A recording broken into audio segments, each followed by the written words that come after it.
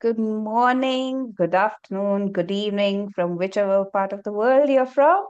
How are you all feeling? Maybe with a reaction, just show us how you're feeling, so that we know. And maybe you can use more reactions apart from the usual. Like, I don't know if there are like fun so that'd be great. Good to see. Wow, lots of heart reactions. Great to have you here. So, yep, I think we can start. Amazing. We have so many dancing ones also. It's great to see that people are here. Good. So good day to all of you. Welcome to our fourth actually, including the introductory, but the third in and the final, like the last of the data series of peer-to-peer learning session on data use and communication. Over the last few sessions, we've explored how to collect, manage, and analyze data.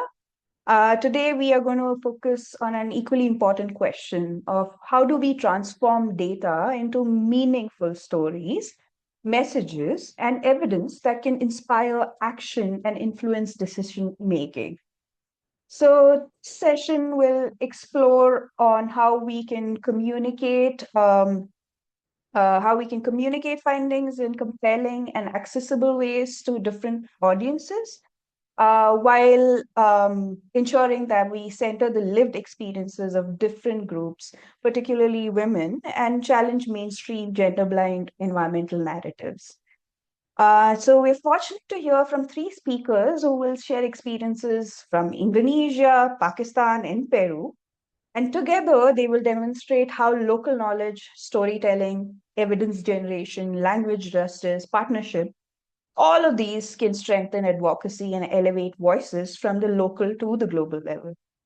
So, throughout today's session, we'll explore some of these few things of how to present findings and evidence to different audiences through storytelling, clear messaging, or accessible communication outputs and briefs, how data visualization can strengthen advocacy efforts. What is the importance of language justice?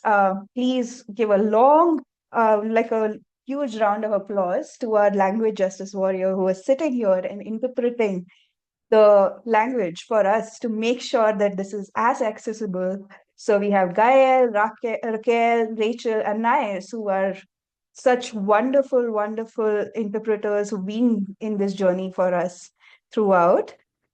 So language justice is a very critical part of making knowledge accessible and inclusive, and how partnership with various institutions, organizations can amplify impact, and how to ensure women's lived experiences are visible and reflected in biodiversity and environmental narratives.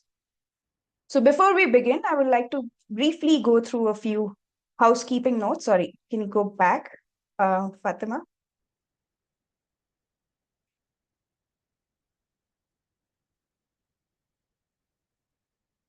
Yeah. So quickly, we've already done this, we have interpretation in Spanish and French. So please go to the interpretation channel and click the language of your choice to be able to listen and contribute simultaneously. And then the second thing is that this is being recorded. The recording will be shared afterwards so that all of you can revisit the discussions, or share it with people who are not able to join as part of this group. However, these recordings are solely for participants who have signed up to be part of this learning journey. So we kindly request you not to share them externally in the interest of maintaining everyone's privacy, consent, and confidentiality. Lastly, we encourage participation throughout the session. So please feel free to use the chat box, reactions, raise your hands if you like to contribute verbally. And this series is being designed to be as collaborative as possible. So your experiences, reflections, and questions are incredibly valuable. So next slide, please. So we have these wonderful, wonderful peers who are going to be sharing. And today's agenda is with these three that you see. I am going to and I'm sure you've seen in the agenda where we have all the way from Indonesia who's going to share about local voices, how grassroots women translate climate data into action. Similarly, another one, but from a very different approach, and I will tell you why, is from how do you make environmental data meaningful? When we have Pri, who is going to share from Pakistan, and then we have Paula, who is going to talk about how translating women's experiences into education is for specifically for education, evidence for education and advocacy. So, next slide, please.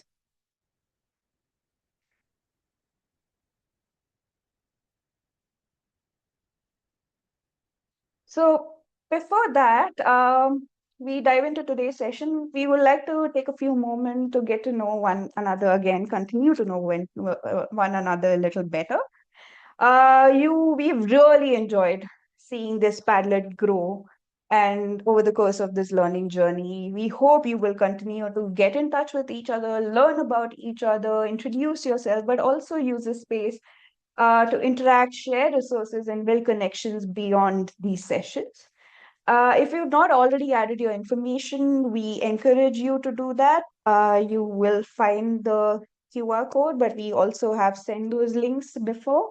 So hopefully you can add, if you are joining this for the very first time, please add your information so people can find about you, interact with you, and learn a little more about you while you learn about all the wonderful people who are here in this session. Next slide, please.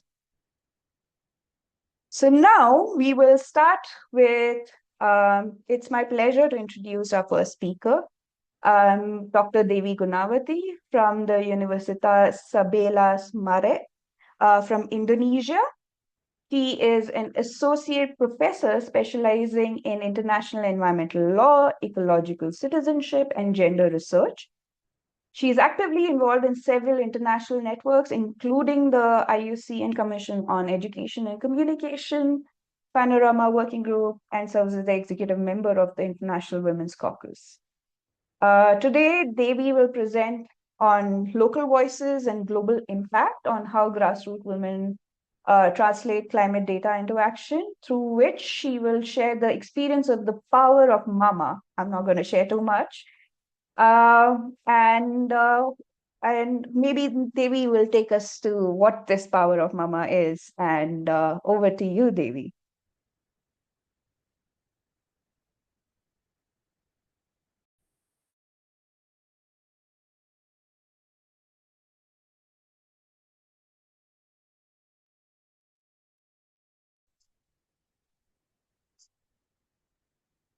Hello.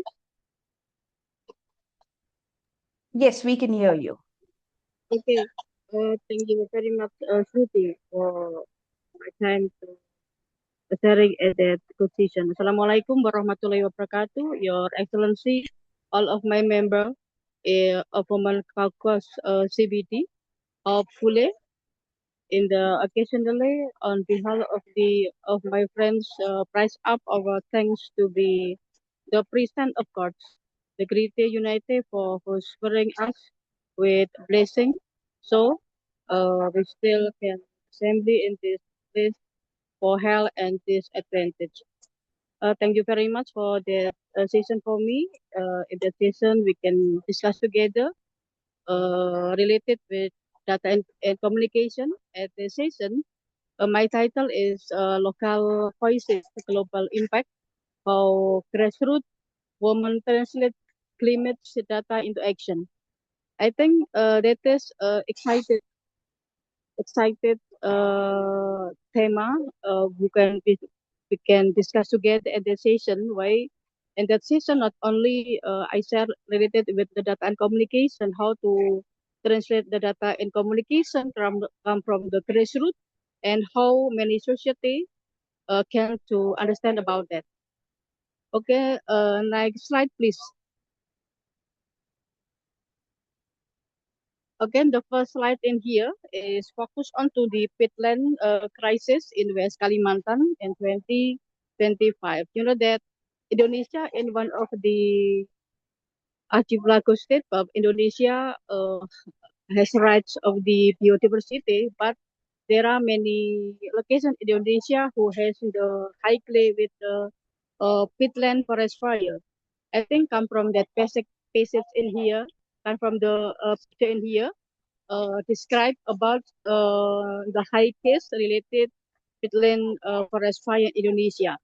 You know that at that in that session in here, I choose to the one location in West Kalimantan. The name is Ketapang District. You know that in Kalimantan, uh, in the West Kalimantan province, there are the four location who there are highly peatland forest fire. The first is Pontianak Sete, and the second is Landak Regency, and the third in Kuburaya Regency, and the finally in the Ketapang Regency. But in my research in here, I focus on to the Ketapang Regency.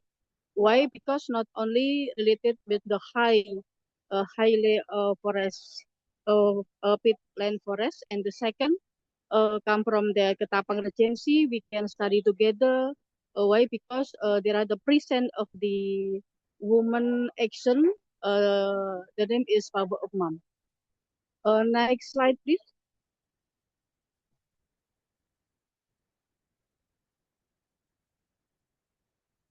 Uh, a previous maybe previous slide. The second slide. Okay. Yes. The next slide in here is focused on to the core of the power of mom. Excuse me. A previous slide. Previous.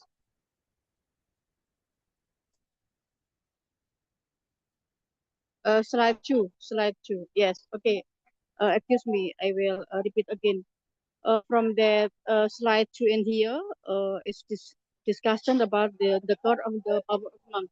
You know that why the power of mom is to be viral in the global context. You can see in many media social in Bongabai and BBC London. Uh, because the first is the forest, peatland forest impact, and the second, there are the women activity can to support to stop the impact of the peatland forest fire. You know that come from the power of mom in here. We can study many things. The first is living data from the ground, and that living data from the ground in here, we know that power of mom present and can to collect the data from the regal of life from the woman. You know that in Ketapang Regency, there are the high impact from the peatland forest fire, not only to healthy aspect, not only in social and another aspect, but you know that forest fire in Ketapang Regency is trigger from the three aspects. The first is come from the land gradation, and the second come from the burn and splash, and the third come from the anomaly of the extreme climate. I think from the tree trigger make the highlight to the peatland forest fire. So the impact from that peatland forest fire from the power of mom can to design to be a living narration. So one of the program from Power of Mom can to translate the living narration and show up to the member of the mother over there. You know that Power of Mom, the member of the Power of Mom average 1,027 member, and two member is from the teacher and 120 member, all of the housewife. I think that is many obstacles uh, from the power mama to can invite many member to join at that many program. But the power of mom in here can to accompanying can to create many members to be agent of change. Come from that power of mom action, we can discuss not only how to translate from the local to be a regional on the global. That from the core of the power of mom in here, not only empowering rights holders and shifting the narrative. Next slide, please.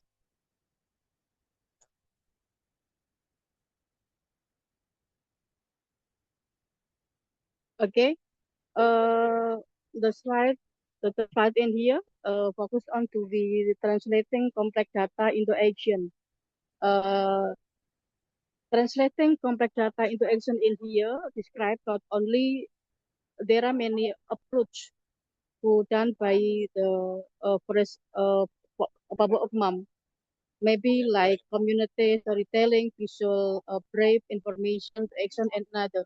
But that to create a storytelling in here based on come from the daily activity from the woman over there.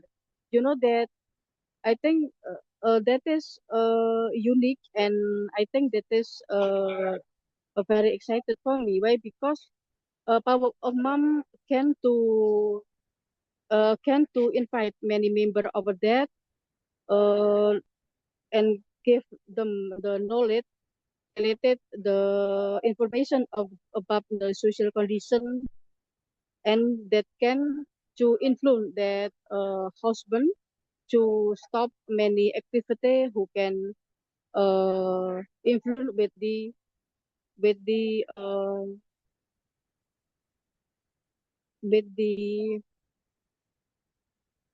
forest fire.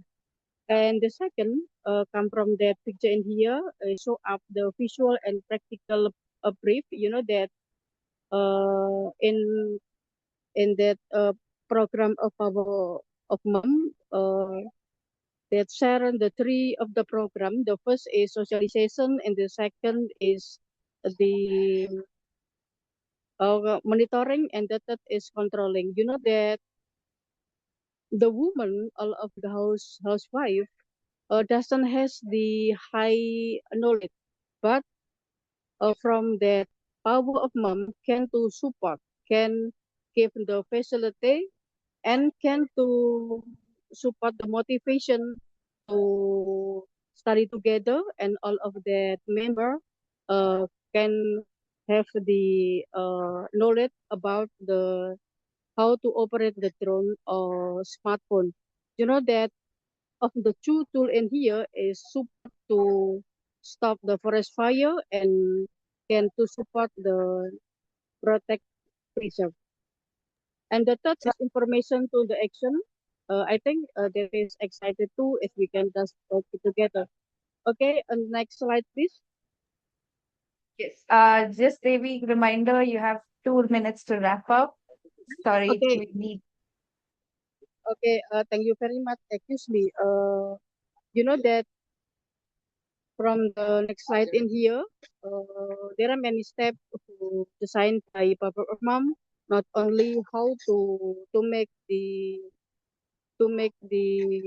a good strategy to the policy making on the grassroots, but they also can to integrate with the uh, many stakeholders, not only with the national or international or local stakeholders in here to support, to eliminate or to decrease that impact of the forest fire. Okay, I think that is my presentation, and we can continue to discuss together. Excuse me, moderator. Thank you very much. Thanks, Devi.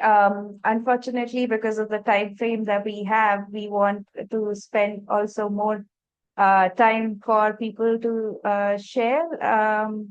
And Devi was kind enough to join us while she's traveling for her Hajj. So thank you so much for sharing a little bit about the incredible work that the Power of Mum is doing. And hope we will share the more detailed presentation with all of you to be able to look at it. But maybe, Devi, if you can stick around, because I'm sure people will have questions so that they can ask you. Please put your questions already in the chat box if you have any follow-up questions from Devi. With that, we are moving to our next speaker, who is Prey. It's my pleasure to introduce Prey she is a civil servant from the Environment, Climate Change and Coastal Development Department of the Government of Sindh, Pakistan. She is specializing in environmental monitoring, water quality assessment, waste management, pollution control, and climate action. She has extensive experience in translating scientific and environmental data into accessible information for communities, policymakers, youth, and other stakeholders to support evidence-based decision-making and advocacy. Today, her presentation will explore practical approaches for transforming scientific evidence to clear, accessible, and actionable messages that support inclusion, informed decision-making, and effective advocacy. Prey, thank you for joining us. Over to you.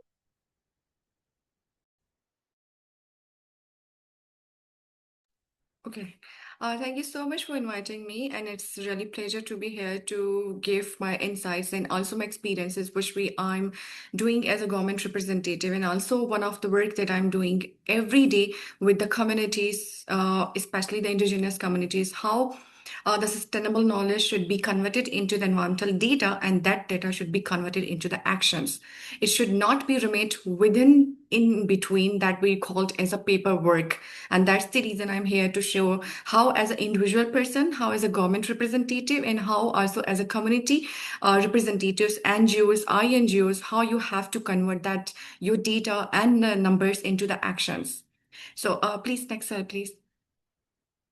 So from today's sessions, you are going to learn how exactly we have to know the data of any kind of the data, because right now we are facing environmental degradations, water scarcity, and also the climate change impacts that are causing. We are just talking about the impacts, but that impact is valuable when we are converted that language into the numbers and the digits. For example, in Pakistan, I would give you an example. In 2025, last year, the same month from June to the August, we have seen the devastating impacts of the flooding situations. But if we are talking about that we had the highest temperature, we had the highest rainfalls, we have this highest increase, this decrease. So these degrees and the digits, if specified into the numbers and the data, your data will be valuable. How much rainfall was caused to the flooding situations, how much the heat waves caused the heat situations, and how many people were impacted, how many livelihood been caused by that. So from this, I'm going to talk about how your environmental data in all related aspects, you have to shift it into your data, and that data would lead you to the, we can say, actionables. Next slide, please. So, for example, you all believe that whenever we are on ground and we are talking about and even working on in understanding first what exactly the environment is and what causes we are having or the problems around us. For example, I'm belonging to the Asia. Asia have the different problems. Africa has the different, even Latin America and the Europe. But we all are under the one umbrella, that is the climate change impacts, or having the different data, but all the data, even the different regions, if the research is being done in Pakistan or even the Asian regions, which will be eventually benefited by the other countries. It means in a laser time with the least resources uses, we can validate or evolve a very higher and accurate data exactly. For example, we all know that since childhood that the pH range of the water is a drinkable within from 7 is the neutral and it is a very good to drink the water. But right now, when the water is contaminated and many of the countries, imagine the countries are even do not have enough water for the drinking apart from the other resources. So that's the reason WHO and the other governments has been decided to increase the limit from 7 to shift it from 6.5 to the 8.5. Now we have the desired limit of that water. So in that between range, your water is safe to use, to consume and to use for any purposes. And even for the air qualities and also for the soil qualities, that gives you an exactly, that's the range and that's the perfect way to use, to conduct and to utilize for any purposes. And for example, the climate indicators, what are there's a temperature, which I have told you, the rainfalls, the humidity. Every country, every region has the different humidities. One example I would give, for example, Asian countries and African countries on the same platform, on the different regions, they are researching on the one problem. It means on the same time, they are utilizing the resources, time, energy, and the people. But the results both are not getting any proper results. It means we have wasted the energy and the time and the resources. And right now, the data evaluation and accuracy is very authentic and very, we can say that it is important to have it right now, regardless of using a lot of the resources. And in the end, you'd get nothing. For example, in 90s or even before even our born, we had the data and still we are utilizing it. It means the paperwork was done and now we are implementing and using for that. And why exactly the data is important? As I have mentioned, for example, the something is disasters happen in like in different countries. How do you know how much disasters or it called as a disaster, how much damages was caused? Now it was different, shifted the definition of impact, disaster, and it means a worst condition. These are the terms which eventually decided by the ranges. How many people impacted, how many livelihood been lost or the damaged, or even like the death was the cost, and even their agriculture was damaged. How much land area was the being impacted? So the digits are exactly making our data valuable. And whatever the research in all respects, not only the environmental, but the water, the soil, even climate change, even biodiversity, which gives you an exact limits and the digits. And important is that if your research is being done and you do not have enough numbers, digits, graphic or demographic representation, how are you going to take an action? That's the reason importance to need it for the action and to take an action in all perspectives. Next slide, please. Now, what exactly the gap we are having right now? For example, the data and the research was conducted in English language, but English is not the language of many countries and the people cannot understand. So data should be translated into the local and actionable languages. So all the person, wherever they are apart, they should understand what is happening within their countries, within their communities. For example, many of the international organizations come within your communities and they ask you, oh, we are going to make in big projects that are beneficial for you. But if your country, sorry, the community head is not understand the English language or the other languages, so how do you make them understand that this is the beneficial for them? So for this, the data should be on their local languages, easy to understand and easy to implement it. It is not many persons and the countries do not have a hi-fi quality of the researchers, instrumentations, and even they do not have the computers. Unfortunately, even do not have electricity to run it. If we do not have electricity, your data is like it would be limited to the paperwork and the books. So we should make a results in an easy to language, easy to communicate, and it should be, we can say, a gap removal between where data is implemented, who is conducted, and who is going to make an action. For example, I'm the researcher, I'm did something within my laboratory. I will ask government to implement. Now government will ask the United Nations and the other institutions to get a funding because the data is without funding is again limited to the books and the copies. You need a funding to implement it. And that's the gap which should be removed from researches to the implementations and actions. These are the things which be always in the local and easily understandable languages. Please, next slide. Now, what is exactly the community centers communications? Communication is a key to success. Whatever the communications you are going to have it for the data, for the community betterment, for the implementation, whatever you are doing, it should be have a better and also a community centered. Centered means the people that you are going to go and have a work, it should be limited to that area. And also it is very inclusion. It means the people should be involved within that data and within that project. And also it is a two-way communications. The people who are you are going to go and ask them, you are going to have a work on that, they should be included within their projects or the communications. Next slide, please.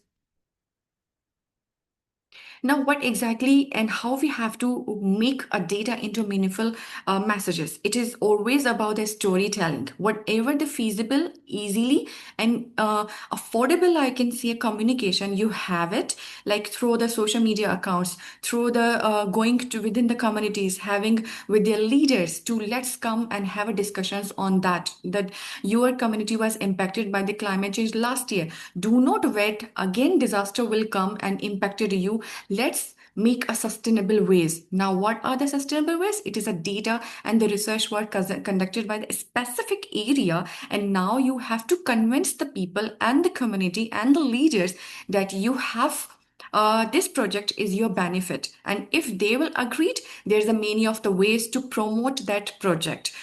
So the neighboring countries can eventually get in benefit. What are the promotion ways? Again, it is the tools of the communications, like the social media accounts and even the GIS mapping systems, what the damages were caused. And also, again, there's a data visualizations, community meetings, and we have a digital platform like a Facebook, TikTok, and also the X. We had many ways to communicate data. And then we have the policy briefs, which is always occurred on a governmental levels and then again UN levels. So that's the policy we called in action levels. Next slide, please. Now, women are the most centered part of that data and the communications. As a personally, I believe that we are the first and the frontline gender that was always impacted and seen the real climate impacts in all ways, either through the water scarcity, through the climate and the biodiversity impacts. We are the first one that were highlighting that this is the problem, now need a solutions. And if the women are part of any policy implementations and any debriefs or any projects, that's the very, I would say, a wonderful, because whatever the women is doing and suggesting, it will lead to the generations, not limit to the one generation or 1 year or the 5 years. It leads to the generations, whatever you are going to do it. So I would say the women should be part of any projects, any data, any communications, and any project actionable project is implemented in anywhere. Women should be the center of that if you wanted to make a data successful. Next slide, please. Now, language justice and accessibility. What exactly it and what the key strategies we have to use it. Again, data is unusable and useless until it's not directly translated into the local, easily understandable language, and all the persons should understand, implement, and afford to implement. Not like you have done research on Mars and you wanted to get a result on the Earth. It's impossible. Their data and the research and whatever the work you are going to do, it should be a human-centered and the community-centered as well. And then we have to simplify the summaries of the technical reports, because every person cannot understand the technical languages. A word which is heavy meaning, it is better to in a local languages and sustainable, and also should center the indigenous communities because they knows that they live their life. Now bring them on the center of we can say attention and ask them to bring the knowledge. We need you. Next slide, please.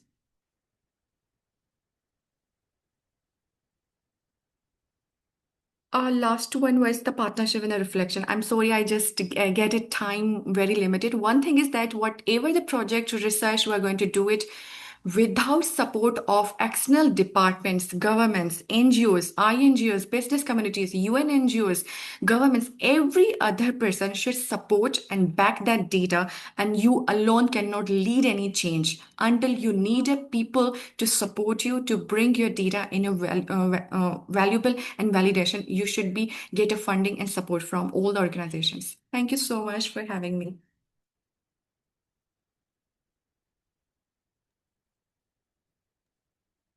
Thank you, Prey. This was wonderful. And I think so many people actually did, kind of like relate to what you were sharing, because I think that is the biggest challenge for all of us, is how do we translate complex, jargony environmental data into very simplified but community-centered communication. So I think some of these things that you shared were really, really powerful and important. Maybe now before we jump into a quick round of question answer, we actually have a Zoom poll for you to also get a sense of what exactly do most people, do they relate to what Prey and Devi has shared, or is it something different? So, and also just know there are no right or wrong questions. It's just an opportunity to reflect on your own experiences and learn from one another. So can we launch the Zoom poll?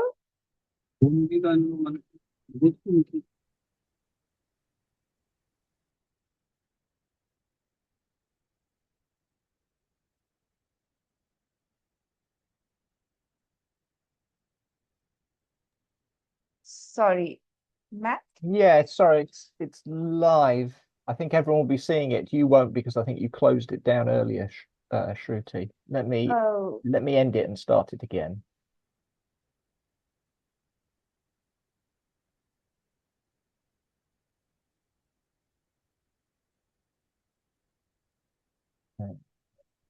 I'm just going to share the results, Shruti. okay, that's fine. So looks like so the question was based on what you've analyzed and collected. What kind of outputs do you usually produce? So on the basis of that, I feel like a large chunk of people actually do form share reports. I'm surprised that social media didn't get a larger chunk of people, because I feel like social media, there's a power of social media. A lot of people actually get the word out there on social media, but like policy brief, dashboards, presentations, press articles, and others. Um, and the audience that you most communicate your finding to are mostly like a mix between community members, policy makers, researchers, nothing on media organizations and donors and funders. And based on the experience of what kind of output has been most effective in communicating and narrating your experience, I feel like I can see policy briefs, reports, social media posts, which is what I was like looking at. Social media posts seems to be, and presentations and webinars. So I think with that, maybe we can go into question and answer. Thank you all for sharing. We have a question from Mr. Rizwan. Rizwan, do you want to ask for Prey? I have already written it down in the chat box. Yes. Prey, do you want to? So basically, Rizwan has asked for you is that you perfectly mentioned why numbers and digits or quantitative data is important. But what if my findings or data are not numbers only? For example, I've been working on impact of shrimp cultivation, On local communities in Bangladesh, there I've seen that people are losing fertile agricultural land to rising salinity, which came along with the shrimp cultivation culture. And people are forced to migrate to urban areas due to losing their land in river erosion due to illegal digging of a canal that is used for export-oriented market. To be precise, my question is, how can we turn our qualitative data into action? And I believe not every grassroots story is a number. So, Prey, over to you. Yeah, thank Would you you so want to respond to much. that? Thank you so much, Rezan, for asking this question. One thing we all should remember, because when we are on learning stage, the data should not be completed only a one part, that is a quantitative. Whenever we are working on any kind of a research, two terms always occurs: qualitative and quantitative. How, what, where is the qualitative, and then it will numbers, then exactly how much it was, it when it was it. So for your question, the shrimp cultivation and people are migrated, you should know about that, the why the people are migrated, what was the range of salinity that imposes them to migrate from that land which was used by like hundreds of the years been there, but recently you seen the problem, now the migration was occurred. Did you take the sample of the soil, send it to the laboratory? What was the earlier, or might be a 200 kilometer, or maybe the 100 kilometers away? What were the soil pH? And now within these community or the area, what was the pH? How much the difference is cost?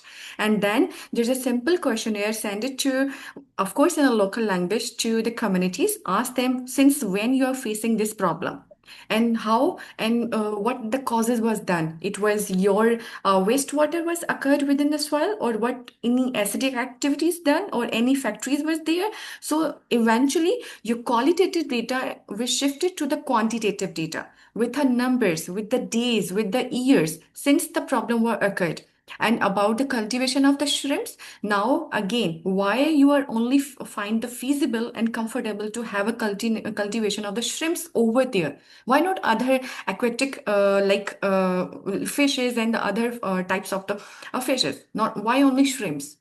This is the things that you have to look after, that the people, the reason and reasons into the why is a qualitative data, and then again quantitative data in the end. From like within your first research, you will get a two papers if you are going to publish it, and find it a policy briefs. One, why it is it, and now bring it to the solution. I hope that I have answered your question. Thanks, Prey. I think looks like Rizwan seems to agree with it. Simon? Yes, Oh, yes. Do you have a question? yes, I do have a question. Good evening. Where I am, it is evening, Uganda. I'm Simon Peter. But one thing I want to know, because I've worked a lot with the climate experts, and their focus is adaptation mechanisms. Now the story is changing to go to nature-based solutions, where now they're generalizing. So my question is, since we are all working on sustainability, whether it is climate adaptation, whether it is biodiversity conservation or reclamation, it is sustainability. So after collecting the data you've collected, it is really nice. So how do you make it a long term or a storytelling, like I'm seeing some method that it is a storytelling? How do you want to find that story in 10 years' time when you go there? Because you're working towards sustainability. So how do you make sure your story now in 2026 is going to be the same story, or even a different, better story in 2036? So I needed to know how, after doing your work, because in Uganda, organizations come, they do their work, collect data, write reports, and they go. Story goes back to the same. I'm personally working in a mountain ecosystem, which is very fragile, but the landslide has continued. In the lower slopes of this mountain, the flooding has continued. But every day IUCN is there, they have office there, but every day the same kind of magnitude, it does not change.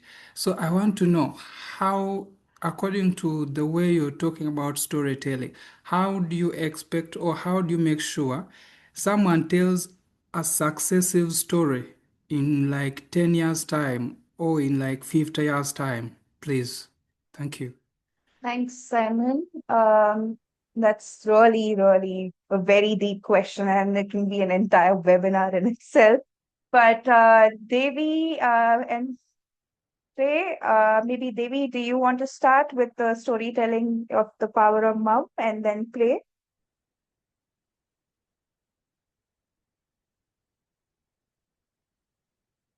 Devi?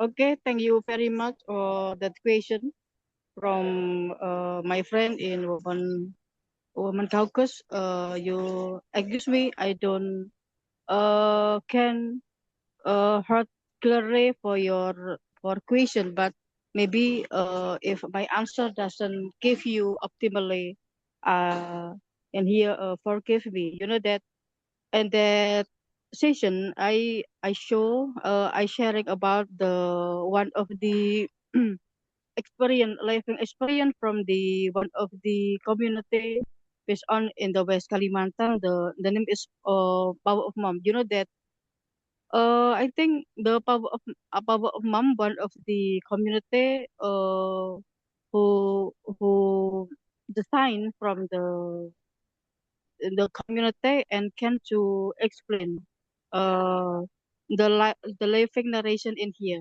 You know that a power of mom can to represented from the living narration and can to share to the society over there.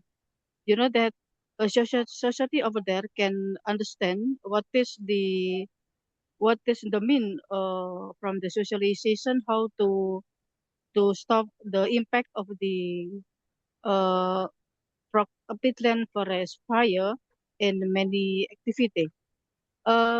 Maybe Shruti, you can help me relate repeat the question from the Simon. So Simon had asked, how do you ensure that the storytelling, the impact of storytelling, and the way you're communicating, uh, can um, can how can you ensure that that has impact even 10 years from now?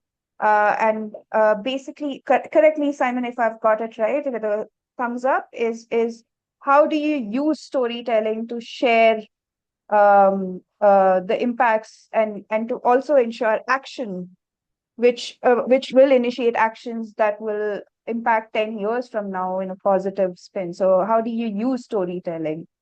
So I know Okay. that you had included storytelling in your example, but that's essentially the gist. Sorry, Simon. I know that you beautifully framed it, but we have very limited time.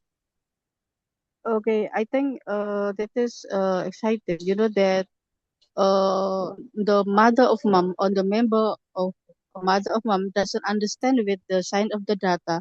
So Papa of mom create how to change come from the sign data related the impact of the peat forest fire to be the living narration. The living narration in here is create come from the high impact. You know, like that the mean of the PM2, like the carbon storage and another. And you know that deforestation, degradation is show up by the the forest death. So I think that is to be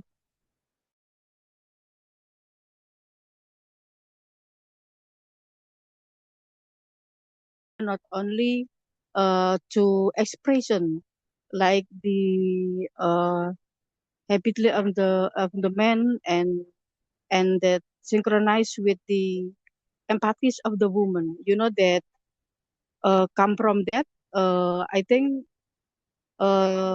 many story on the storytelling in here can to to open that heart come from the mother over there and can to create the action together to stop the forest fire.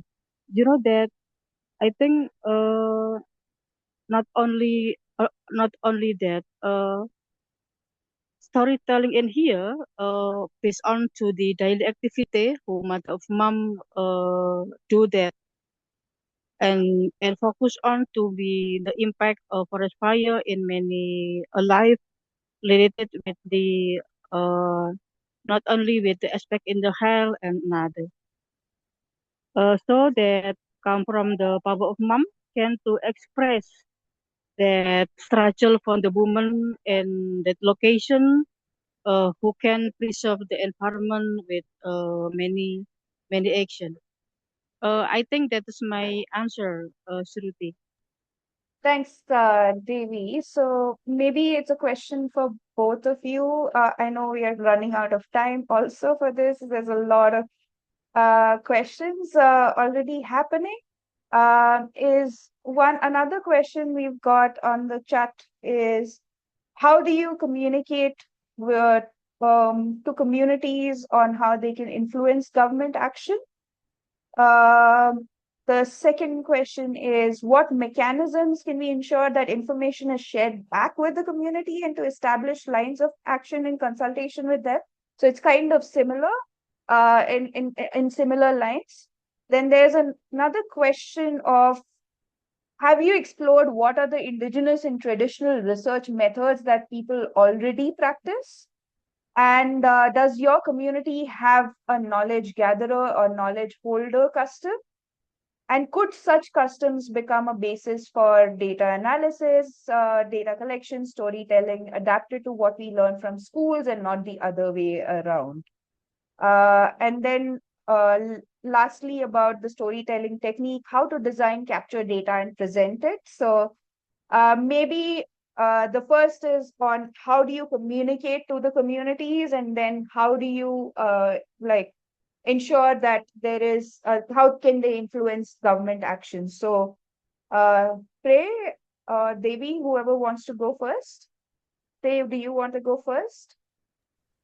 Yeah, sure. Thank you so much.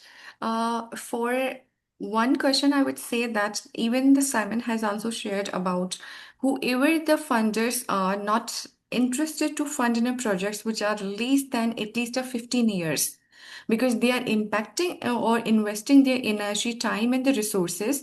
And always, I'm not sure about all others, but what happened because I'm also part of the government. When we are implementing any project, we are exactly seeing how it will be benefit the people even after the 15 or the 20 years.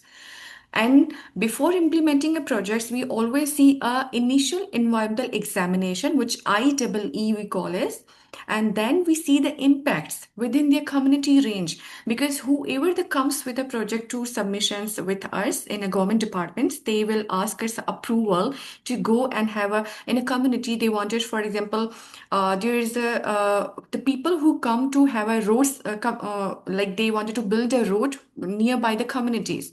But what we have to look for this now, the environment and the roadside, the communities we have like a meeting. We call a meeting, their community representatives was there, with their indigenous knowledge was there. And what we have find out, if the project has environmental degradation or the impacts over there, what impacts, for example, they have wanted to build a road within the communities which damage their, we can say, all these trees and even their bird systems. So what is the benefit of that? You're just building a road or like having a concrete over there, and it is not benefiting exactly the community, but it is actually the disadvantage for that. And eventually we are not approving such projects. And about the indigenous knowledge, which is the best one we have implemented within our department, one, our forefathers and indigenous people were using always like mud made pots which is used for to make to drinkable to drink the waters, and also they are storing the water there, and even the summer season it was always like a cold waters.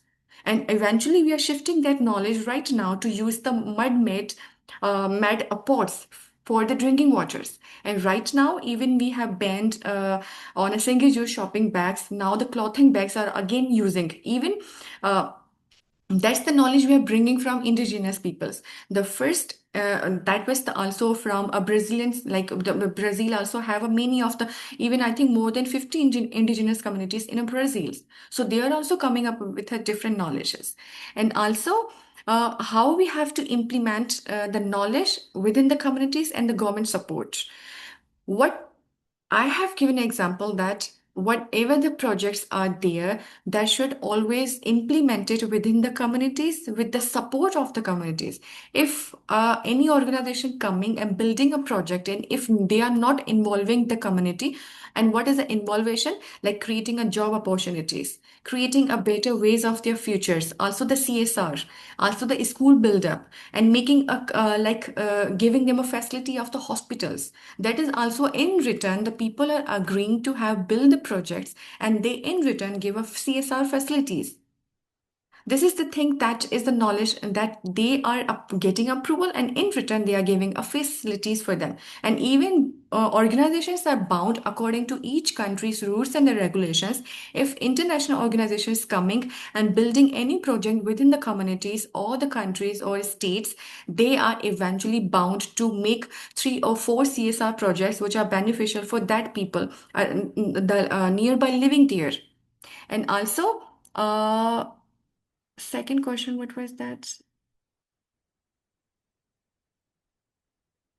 Okay, what exactly the mechanism would be shared to ensure?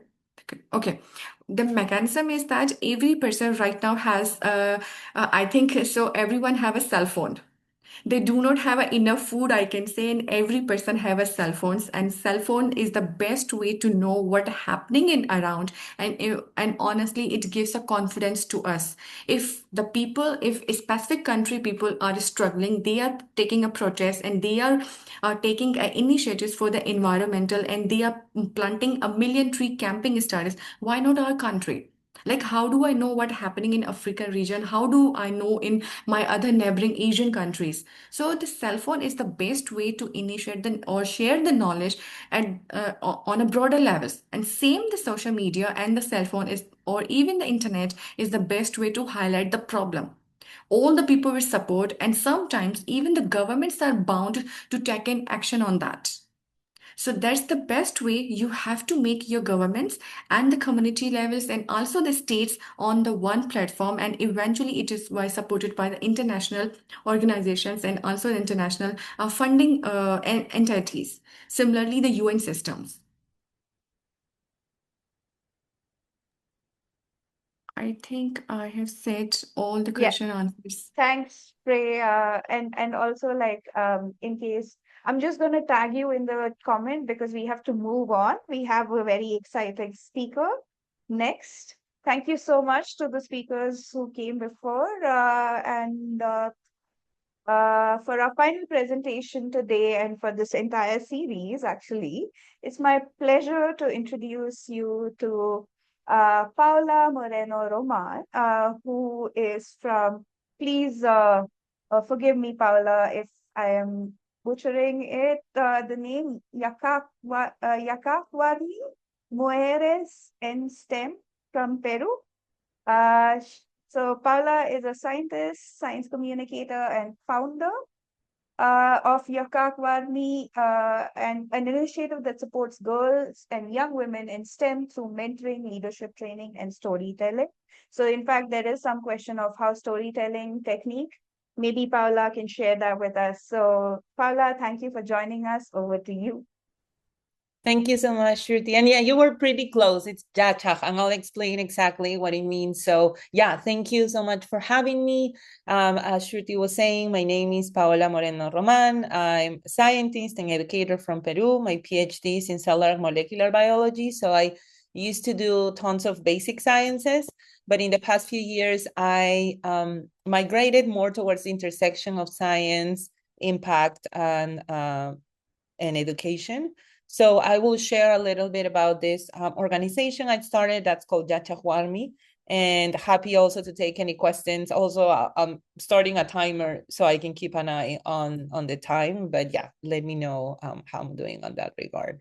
One thing I'll say before we move on to the slides is oh, that's perfect, actually. No, that slide, the second slide's good. Yeah.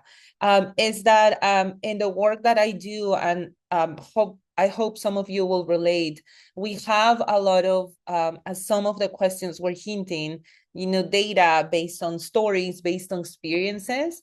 And when we want to quantify that, it can be really tricky. So I'm going to share a little bit today about how we've been managing that in this organization with a specific example of a project we started last year, and how we can move on from just stories, which are important, stories as inspiration, but also to start to treat them as evidence. So as I was mentioning, I am the founder of Yachahuarmi.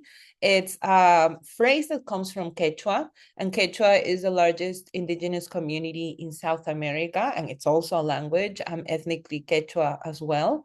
And I was looking, when I was starting this organization, I was looking for truly like something that would mean female scientist. And that word didn't exist in Quechua as the word, right? Like science is more like a newer concept. So the closest that we could find was female who knows, woman who knows, and Yachach means who knows, and Warmi means woman.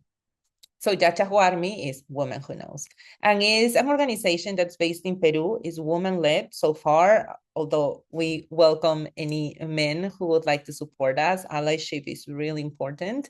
And it's an organization that started to build, like the original goal was to build community, but as technology has changed, and especially during the pandemic, where events like this one, right, to meet online with people from all over the world became easier. Then it's changed more into supporting and providing the tools for girls and young women in STEM through mentoring, training, leadership, storytelling, and so on. The next slide, please. So as I was mentioning, I want to talk specifically about for this talk, to use this as an example, this initiative that was started last year, which was called Estemos Unidas. So Estemos Unidas, and it's actually a wordplay for the ones who speak Spanish, will make more sense because STEM is STEM, and Estemos Unidas means like we are together. But yeah, anyways. Sorry, I thought it was pretty clever when I came up with a name, so I just wanted to highlight that. And Estemos Unidas is a virtual program, as you can tell. It's a 4-week virtual program where we accompany young women who are beginning their STEM careers. And that's born from a personal experience, right? I am so grateful. I have an amazing family who've been very loving and supportive, but they could not provide me with that professional advice and guidance. So the analogy that I always use is whenever we're going to start something new, it's like going into a dark room, right? You don't know exactly what you'll encounter. And what I'm hoping with this program originally, when we conceived it, is that we'll be providing those tools. So when these young women go into this dark room, right, they'll have a map, they'll have a flashlight, they'll have a walkie-talkie so they can talk to someone who's outside the room. I like myself, right, who've explored similar rooms before. And even though their experience is unique, because everyone's experience is different and unique, they'll have the tools that'll make the journey easier. So last year we had a bunch of amazing young women who applied. We ended up selecting 10 young women. One of them couldn't continue. So the cohort was just 9 women, ages 16 to 21, from multiple regions of Peru, including from an indigenous community, Quechua. But I mean, Peru, and also I know the whole world, is super diverse. So that's one thing we're hoping for the next cohort to expand. So one thing I want to mention here too, and this is moving more into what today's meeting is about, right? Which is data collection, is how, when I conceive these, and programs like these exist quite often, right? Like training programs, leadership programs, but I wanted these to go beyond 4 meetings we were going to have, but to use data, to collect data and to use it to continue not just supporting the journey of these 9 young women, but also for future programs we were going to do, and also to collect data to develop policy briefs and so on in the future. So for that, we used intake forms. They were baseline surveys.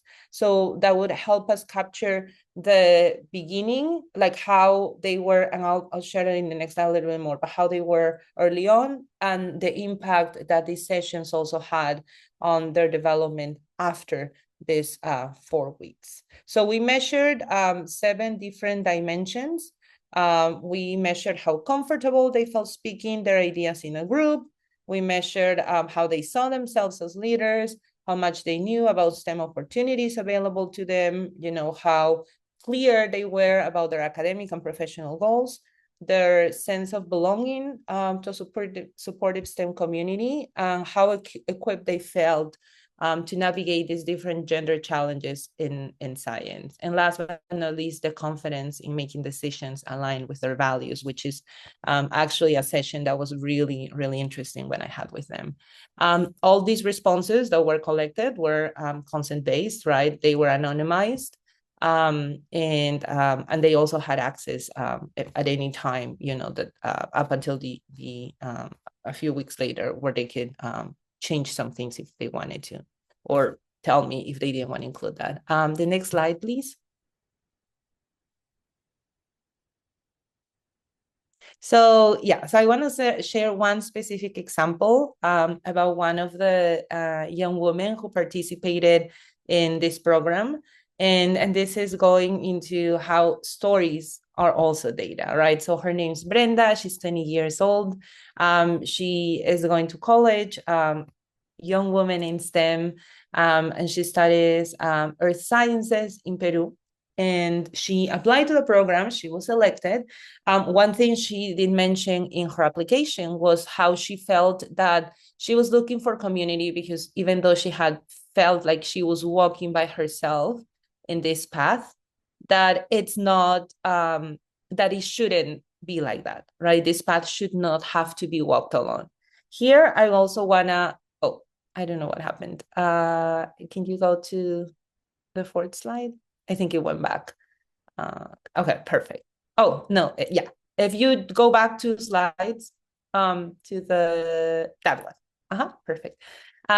So, and here I wanna talk a lot about belonging, right? Like there's a lot of research that shows, and this is not like recent, these are research papers that have been published like many years ago, and the importance of belonging, not only to increase likelihood of women going into STEM careers, but most importantly for them to stay in those and be able to thrive in those areas.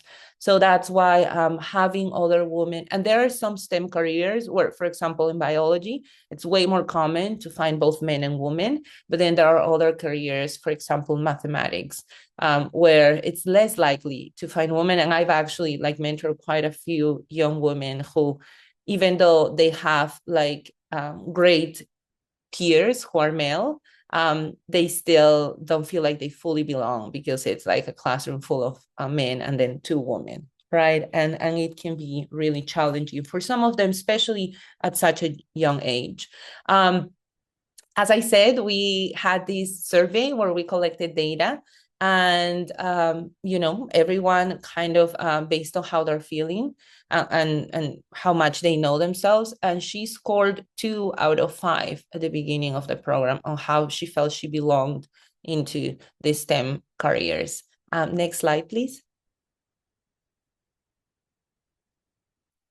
So this is just a short summary, and I think it got a bit squished, but this is a short summary of the data we collected from these 9 young women, as I said, in these different categories. I mentioned Brenda, right? Like she scored a 2 out of 5, but when we did the average overall, the score was 3.4 out of 5. And I'm really happy to report that when we ask very, very similar questions towards the end of the program, we saw how their sense of belonging, right, their self-reported sense of belonging increased, but by 1.3 points, which is 38%, to 4.7 out of 5, right? And that was just, only in 4 weeks. Oh, thank you. We also, as you can see in all these other dimensions that I brought up in the beginning, it increased. So that was really great. And if you go to the last slide.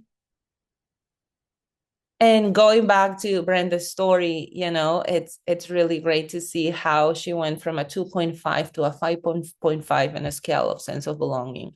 And I want to say that even though we were able to capture through different metrics how their experiences changed and improved, I'm happy to report in all these 7 areas, it's also important to still collect their stories, right? And for her, it was like, she'll miss these sessions so much. It was such a beautiful space to share. That's one thing she did mention towards the end. And currently, she is an active member in the community. We're actually getting ready to and if you go to the next slide, which I do believe that's the closing one, we are preparing for the final cohort, the second cohort this year. That'll take place in some time. Thanks to the data we collected, we were able to apply for funding, and we got some funding for this upcoming cohort. So that's another really important of data collection as well. And then here, I just, I know we're out of time, but just some general things I learned along the process, right? To start with lived experiences, that women's knowledge may not arrive in technical language, and that's important to understand. To design for accessibility, sometimes we can use very complex terms to try to capture, to be very specific, but to make sure, it's that it's easy to understand by everyone. To cultivate partnerships along the way is really important. And finally, the dignity and consent, right? Even right now, to share Brenda's experience, it's important to ask her for her permission, obviously, to do so along the whole process. And yeah, thank you so much. If you just go to the last one, I'm happy to connect with all of you on LinkedIn, and happy also to take any questions. I think we have some time. Yeah. Thanks, Paula. Thanks for staying very close to the time. And it's so inspiring to hear how this cohort of young women are able to find their community but also I think this is like a expert masterclass in storytelling itself. Like your presentation was itself example of how storytelling in communication can really make that impact. So with that, sorry, we have 5 minutes. So if there are any, we have space for 2 questions. So does anyone have any questions at this point?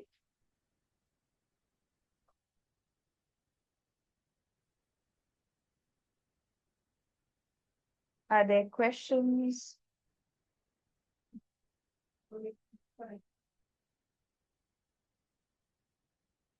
Berta, do you want to ask your question? But can you keep it really short, because we want to keep space for 1 more question. So,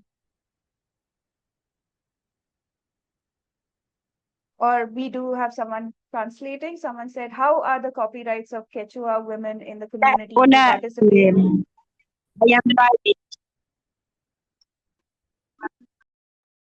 Go ahead, Berta. Ask. You can ask. Sorry, Shruti, I am driving in this moment. I am tricked. Then better to be safe than sorry. So I'm just going to ask on your behalf, is that how are the copyrights of the Quechua women in the community who participate in the creation of knowledge registered and recognized? Paula? Yeah, I mean, I can speak for myself. I don't know if you were asking me about my own experience. In my own experience, right, as a Quechua woman, it's just the standard process, right? Yeah, just making sure one of the authors in the research papers that are published, right? Or if It's a policy, like basically just include myself in authorship. I do not work with collection of indigenous knowledge, specific stuff. I have some friends who do research on that, and it's also the same process. In if it's a research project and they're very involved in the research project, they include as authors.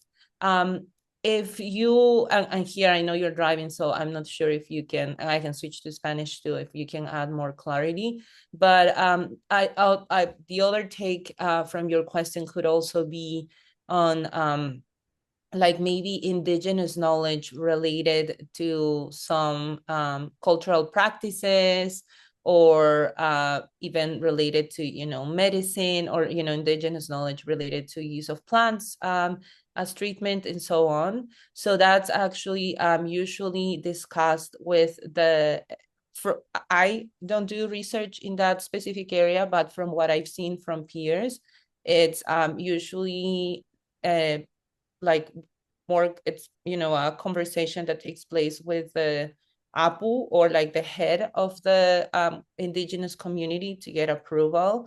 There is also a presentation with the whole community. Usually what happens is they gather in this communal space, and then the community, especially the ones who are going to be interviewed, are part of, so they can ask questions and kind of make sure they truly understand what the research is going to be about.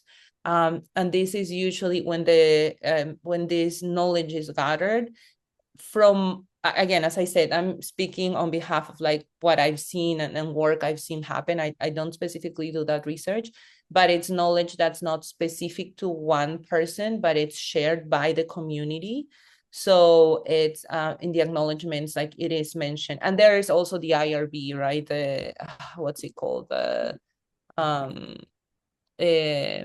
the Institutional Review Board, I believe it's what it stands for, right? And every research university has that. In Peru, that exists, is very, very common. Before doing a research project, you have to submit the project to get approved through the research institution's IRB. I know that same thing happens here in the US. So there has to be that approval too. Like, it's not that right now I can just show up and, I mean, I guess I could, right? But that's not how it should be. Just make sure the ethical guidelines are followed. And as I said, like before doing the research, obviously submit the proposal to get the IRB approved, this institutional review board. And then once you're there, also make sure that's like the formal, and then, but also make sure you first talk to the community leaders to understand how things, and also here I'm generalizing because not all indigenous communities have the same structure, but to ask and honestly, sometimes even just having the written permits is not enough, because I actually was in the Peruvian Amazon for another project 3 weeks ago, and sadly, there's still people sometimes who can't read yet, right? So even just handing them something printed for them to sign doesn't make any sense. But for them, for example, in that specific community, your word matters a lot because of that, right? So just talking about it and shaking hands holds even more power than signing a document. So you need to make sure when you're working with different communities that you go through the standard route that, maybe academia or something, when you want to publish something, requires of you, in this case, IRB and other ethical guidelines, but then also that you become familiar with the group. And I know we're running out of time, but one more thing I'll say too is, for example, when we first got to this community, an indigenous community in the Peruvian Amazon, with other people that we were, the one thing we said is like, don't take any pictures, don't like write anything down up until we had that first meeting with everyone. and we, explain to them what is it exactly. In my case, I was going to do some educational workshops with the kids, but then there were owners who were going to go deep in the Amazon to set camera traps, that's more like for data collection in ecology and other stuff. But even just taking a picture of you, like, I don't know, just walking there, that's their land, right? And it's like someone will go into your house randomly and starts taking pictures. It doesn't make any sense, right? It's just like general stuff. So, of course, they were like, yeah, sure, it's fine. But we wanted to make sure that it's not that we were going to make a profit from those pictures or the data was collected. So sorry, that was a long answer. I hope I was trying to understand like the angle you were coming from. So that's like, those three different, like I myself as a Quechua woman working with indigenous communities, and then also the standard ethical guidelines that are followed by research institutions. Thanks, Paula. And we have one question, and we'll like probably a quick answer is, and this is something that we are also moving into, is that what was gained by transitioning all of this online, and what was lost by no longer being in person? Yeah, just a very quick, what was gained is reach, right? We could reach way more people by Zoom. So that was amazing. I would say the diversity on communication through WhatsApp too was so reach, definitely, and impact in that sense. But what was lost by not having in person is that there's a different relationship that's built when you're in person. It's so much easier to build that trust. And in those kinds of programs like the one I mentioned, trust is crucial because we're talking about soft skills and lived experiences and very personal things, right? So to truly make an impact, it's important to sometimes dive deeper and get to the core of, for example, imposter syndrome, right? Not just talk about it, but what are the distorted thoughts that are guiding that? And it's a lot of work. So that's why for the cohort that we'll have this year, we're going to have the same thing, the 4-week online program. But as I said, now we have funding to have an in-person component and to provide a stipend to the women who needed to attend this in-person workshop. So yeah. Thank you so much, Paula, and thank you for that.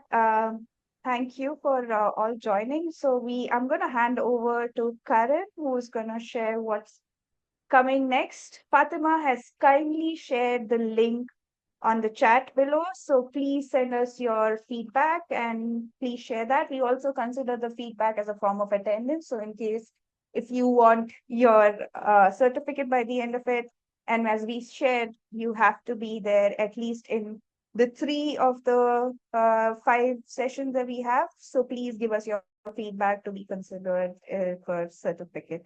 Over to you, Karen. Thank you, Shruti. And I will start by thanking all the speakers again and you all for joining our last session in this peer-to-peer learning. It has been our pleasure, an honor to learn from you all and to engage in this journey together. So as we wrap up today's session, which is our last content-based session, I would like to reflect on the learning that we have shared across the 3 sessions that we have had so far. We have explored the data collection, all the gender responsive biodiversity, gender data collection processes, approaches. We have also discussed about how to manage and analyze the data. And today we have been discussing on how to communicate effectively and the role of storytelling and all the ethical and ways to translate evidence into action. And before we close today, I'd like to also share our next steps, what you can expect in our final session in 2 weeks. The final session will be a dedicated closing and reflection session. So rather than introducing more content, it will be an opportunity for us to share reflections and learnings and just come together and hear what have we learned, how can we improve, and what can we collectively agree on what's next? So we will have the space to look back at the learnings, but also brainstorm the next steps, what next steps could be for this community. This is an emerging, as you see in the WhatsApp, this is an emerging learning platform or community of practice. So we can use that final session to discuss what can we do, how can we strengthen our collective advocacy. That was one of the brainstorming, if you remember, in the orientation session. There was a recommendation or a suggestion of engaging in more collective advocacy efforts at the spaces that you all occupy or are interested in engaging. And we will also explore, related to that collective advocacy, potential collaboration around the triple COP related interventions. We can spend some time mapping what our current engagements are, our plans, so we can support each other. And we can also spend some time in discussing the Gender and Biodiversity Data Handbook that you know is being developed as a collective effort through all the submissions to the worksheets. And as you all know, this handbook will bring together all the methodologies, tools, and approaches that you have been submitting. There will be a discussion on the development process for that handbook, including how all your submissions will be reviewed and the criteria for inclusion in the handbook, the editorial process, and the editorial board that hopefully by then we will have more information about who will be part of that editorial board, and the timeline for bringing the handbook together. So we hope many of you will join the final session and that you will join us in the collective reflection of what's next. Next slide, please. This is just a reminder of the worksheets. Please contribute with your own experiences, real-world practical methods. And this is a gently reminder that this is the output of the peer-to-peer learning.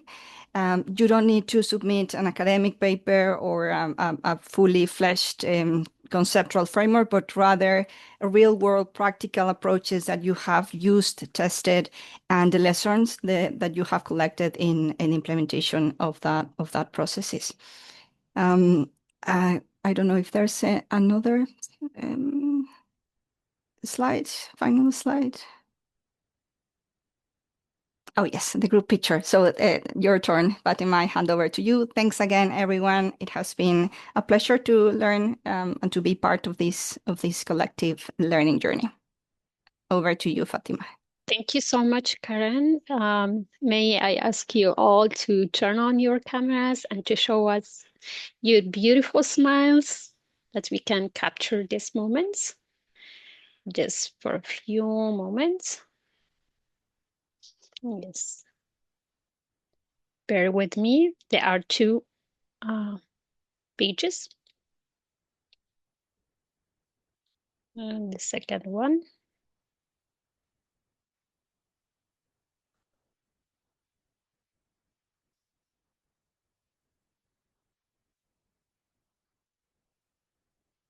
Thank you so much.